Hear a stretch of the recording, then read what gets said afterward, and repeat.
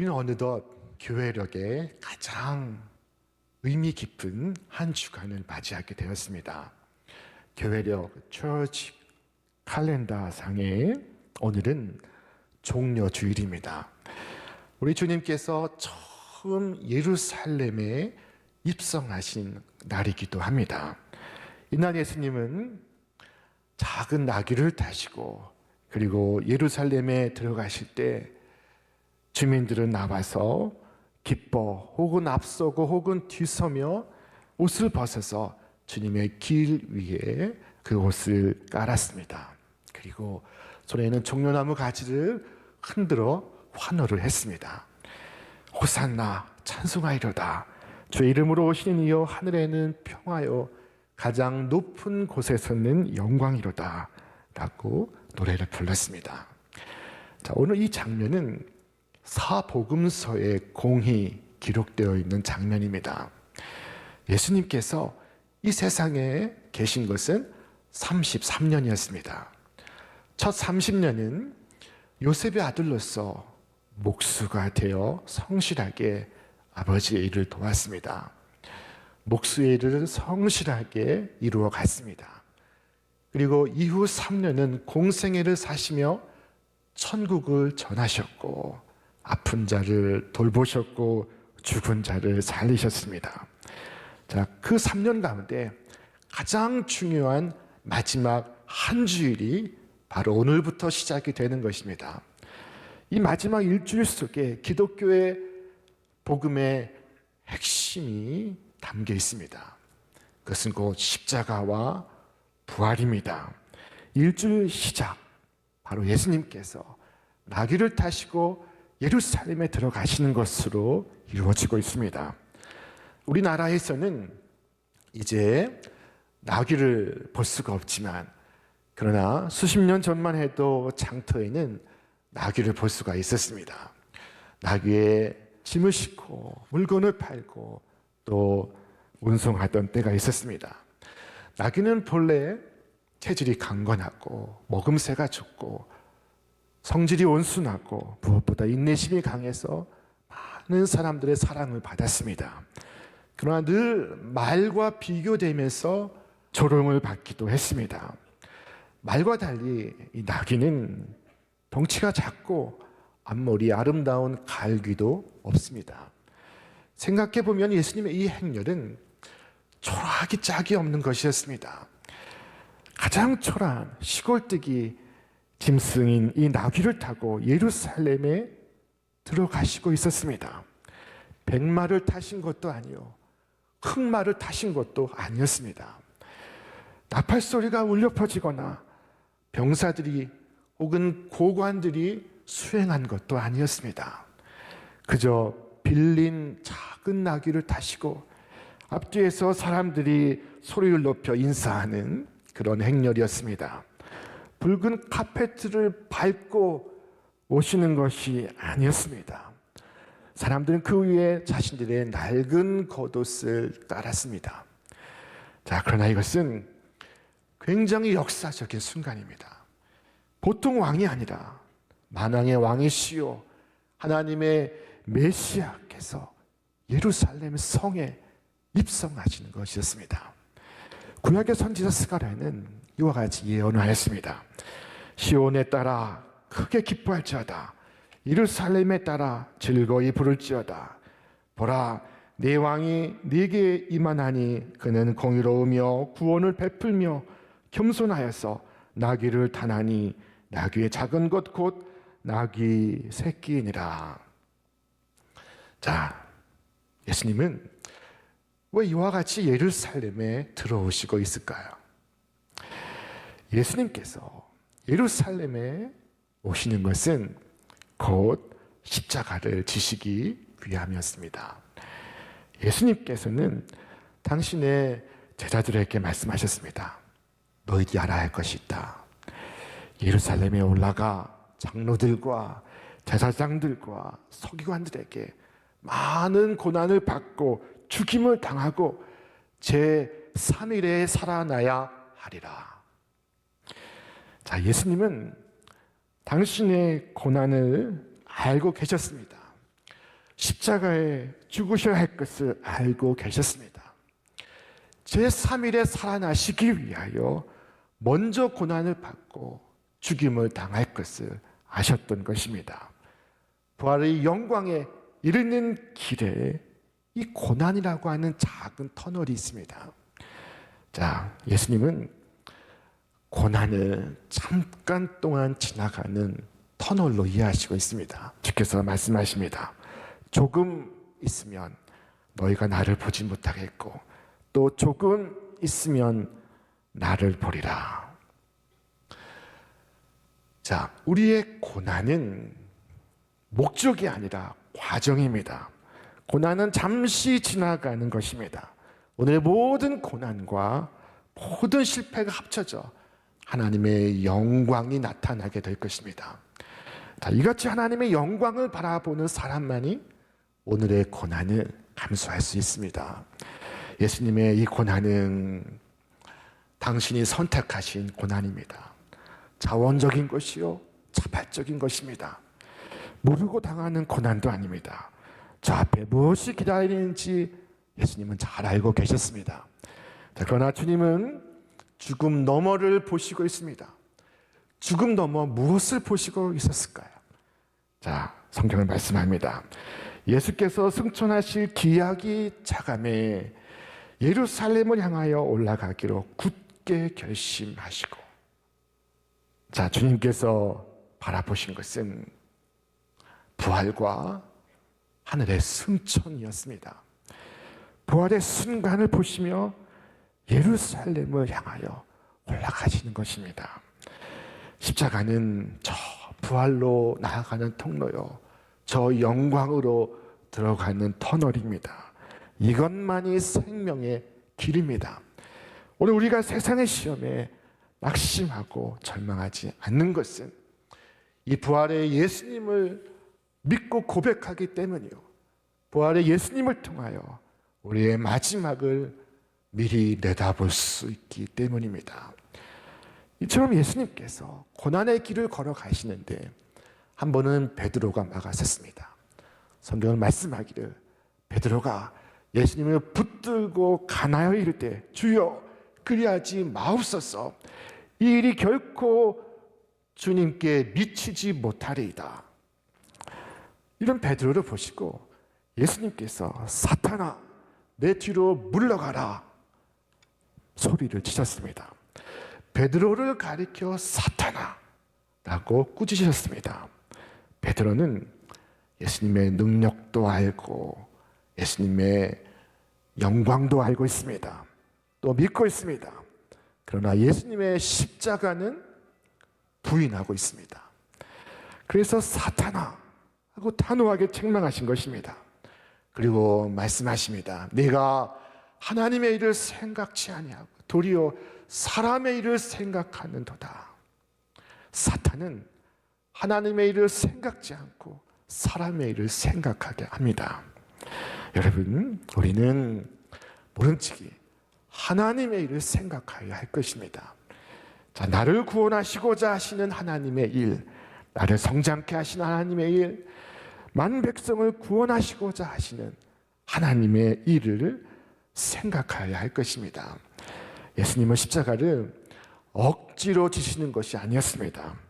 오직 하나님의 뜻을 위하여, 성경 말씀에 응하기 위하여, 우리 죄인을 구원하시기 위하여 그 길을 자처하여 걸어가시는 것입니다. 자, 어떻게 걸어가십니까? 성경은 말씀합니다. 예수께서 이 말씀을 하시고 예루살렘을 향하여 앞서서 가시더라. 예수님은 뒤처져 가시는 것이 아니라 앞서서 걸어가십니다. 그 뒤를 12명의 제자들이 따라오고 있습니다. 예수님의 그 길에 오늘 동반자는 나귀였습니다. 나귀는 어떠한 왕도 탈 것을 고려하지 않는 짐승입니다. 아무도 주목하지 않는 존재입니다. 그런데 만왕의 왕이신 예수님께서 나귀를 타시고 있습니다. 자, 예수님께서 이 땅에서 제자들을 선택하신 것을 보면 다 그 그와 같습니다. 당시 저 갈릴리 호수에서 고기를 잡던 어부들, 성질이 급한 베드로, 길에서 세금을 걷던 세리 마태, 그 중에 유명한 사람은 하나도 없습니다. 자, 그러나 주님은 그들을 주목하십니다. 그들을 들어 쓰십니다. 여러분, 이것이 감동이 되지 않습니까? 자, 우리도 나귀와 같이 보잘것없는 존재입니다. 그러나 하나님께서 우리를 쓰시겠다 하십니다. 나를 쓰시겠다 하십니다. 주께서 쓰시겠다 하라. 이 말씀이 나를 붙들면 내 인생은 달라집니다. 예수님께서 나귀를 불러내실 때 이와 같이 말씀하셨습니다. 나귀 새끼가 매어 있는 것을 보려니 풀어 끌고 오라. 자, 주님께 부름을 받는 그 순간 나귀는 묶임에서 풀려나고 있습니다. 주님께 부름을 받는 그 순간 이 나귀는 자유케 됩니다. 주님의 부르심은 우리를 자유케 합니다. 주님의 부르심은 우리를 모든 묶임에서 풀어나게 하십니다. 자, 오늘 세상에 많은 사람들은 묶여 있습니다. 어떤 사람은 인간 관계에 묶여 있습니다. 어떤 사람은 바로 자기 자신에게 묶여 있습니다. 어떤 사람은 성공에 묶여 있습니다. 어떤 사람은 인터넷과 스마트폰에 묶여 있습니다. 어떤 사람은 마약에 묶여 있습니다. 어떤 사람은 은밀한 죄악에 묶여 있습니다. 그러나 주님의 말씀은 나를 풀어 자유케 합니다. 진리를 알지니 진리가 너희를 자유케 하리라 말씀하신 대로입니다. 만일 주님께서 우리를 쓰기를 원하신다면 우리는 죽을 틈도 망할 틈도 없습니다. 옛날에 임금을 모신 당나귀가 있었습니다. 자, 임금님이 그 당나귀를 타고 온 나라를 순찰할 때에는 온 백성들이 나와 환호하면서 박수와 갈채를 보냈습니다. 신하들은 임금님이 타시는 나귀를 화롭게 장식을 했습니다. 아름답게 꾸몄습니다. 그 때문에 나귀는 더욱 멋져 보였습니다. 백성들은 왕과 함께 나귀를 향해서 아낌없는 박수와 갈채를 보냈습니다. 이 갈채와 이 환호에 나귀는 그만 우쭐해지고 교만해지고 말았습니다. 그러던 어느 날 나귀는 왕을 땅에다가 내동댕이 치고 말았습니다. 왜냐하면 백성들의 환호와 갈채를 그 혼자 다 받고 싶었기 때문입니다. 나귀는 왕이 없으면 그 모든 환호와 갈채를 자신이 혼자 다 받을 수 있으리라 생각을 했던 것입니다. 하지만 나귀가 왕을 땅에 내동댕이 치는 그 순간 그 나귀는 목베임을 당하고 말았습니다. 나귀는 임금을 자기 등에 모시고 있었기 때문에 백성들로부터 환호와 갈채를 받을 수 있었던 것입니다. 나귀는 그가 누리던 영광은 고사하고 비참한 최후를 맞이하고 말았습니다. 자, 놀랍게도 예수님께서 예루살렘 성에 입성하시던 장면을 성경은 이와 같이 기록하고 있습니다. 많은 사람들은 자기들의 겉옷을, 또 다른 이들은 들에서 벤 나뭇가지를 길에 펴며 앞에서 가고 뒤에서 따르는 자들이 소리 지르되 호산나 찬송하이로다. 주의 이름으로 오시는 이여 찬송하이로다. 오늘 우리 조상 다윗의 나라여 가장 높은 곳에서 호산나 하더라. 자, 호산나는 지금 우리를 구원하소서라는 기도입니다. 사람들이 난리가 났습니다. 예수님은 슈퍼스타입니다. 사람들이 예수님을 향하여 환호와 갈채를 보내고 있습니다. 자, 누구를 향해 보내고 있습니까? 예수님입니다. 그런데 나귀가 잠깐 착각을 했다고 가정을 해보겠습니다. 어머나, 내가 이렇게 인기가 많구나. 날 이렇게 사람들이 알아주는구나. 내 발이 아플까봐 이렇게 겉옷을 깔아주는구나.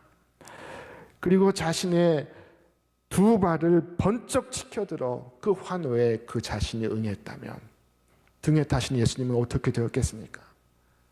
예수님은 땅에 떨어지고 말았을 것입니다. 여러분, 나귀가 위대한 것이 아닙니다. 나귀가 태우고 있는 주님이 위대하신 것입니다. 오늘 이 종려 주일에 이 보잘것없는 나귀가 우리에게 주는 교훈이 무엇입니까? 자, 그러나 예수님을 태운 나귀이기에 우리에게 교훈이 되는 것입니다. 주님을 태운 나귀가 걸어가는 그 한 걸음 한 걸음은 놀랍고 영광스러운 걸음입니다. 그 매 순간순간이 그의 인생의 최고의 영광스러운 순간입니다. 나귀는 보잘것없지만 주님을 태웠기에 성경에 그 나귀가 기록되어 오늘 두고두고 회자되고 있습니다. 베드로와 요한과 야고보, 이 갈릴리 어부들 역시 보잘것없는 사람들입니다.